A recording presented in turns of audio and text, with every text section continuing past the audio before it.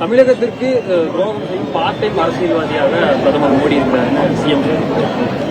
அண்ணே, இன்னைக்கு சிஎம் பத்தி ஒரு வார்த்தையை கரெக்டா சொல்லணும் அப்படின்னா, அப்பப்ப தமிழ்நாட்டுக்குள்ள எட்டி பார்க்கிறாரு.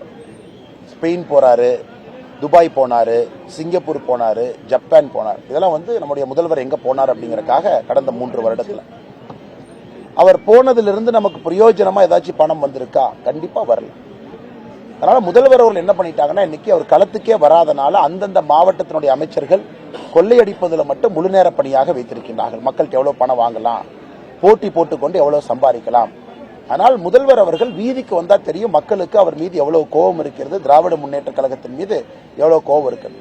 அப்படியே நேரடியா பாராளுமன்றத்தினுடைய தேர்தல் பரப்புரை ஒரு சின்ன கூட்டத்தை போட்டுட்டு அந்த கூட்டத்துக்கு நடுவில் பேசிட்டு மறுபடியும் ஒரு கேரவேன்ல ஏறி உட்கார்ந்து போனா எப்படி ஒரு மக்களை பற்றி தெரியும்? வீதி வீதியா வரணும். முதல்வர் அவர்கள் வருவதில்லை. சரி, இதே முதல்வர் ரோட் ஷோ வர சொல்லுங்க பார்க்கலாம். ரோட் ஷோ ஒரு 10 கிலோமீட்டர் ரோட் ஷோ தமிழ்நாட்டினுடைய ஒரு நகரத்தை அவரே தேர்ந்தெடுத்து ரோட் ஷோ வரட்டும். எத்தனை பேர் முதல்வரை பார்க்க வர்றாங்கன்னு பார்க்கலாங்கண்ணா.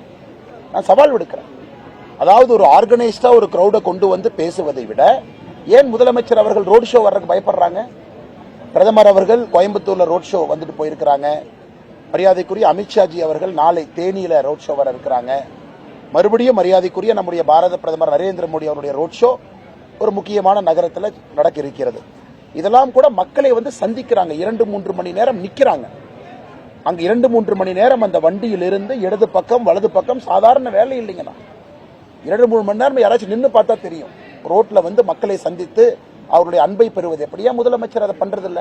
முதலமைச்சர் வந்தால் தெரியும் தமிழக மக்கள் அவர் மீது எவ்வளவு கோபத்தில் இருக்காங்க. அதனால் ஒரு மாய உலகத்திற்குள்ள அவரே கட்டிய கோட்டைக்குள் அமர்ந்து கொண்டு பிரதமரை குறை சொல்லிக் கொண்டிருக்கின்றார்கள். பிரதமர் உழைக்கக்கூடிய உழைப்பை முதல்வர் செய்யறாரான்னு பொதுமக்கள் முன்னாடி நாங்க வைக்கிறோம். 10 ஆண்டு காலமாக பிரதமரை பார்த்திருக்கீங்க.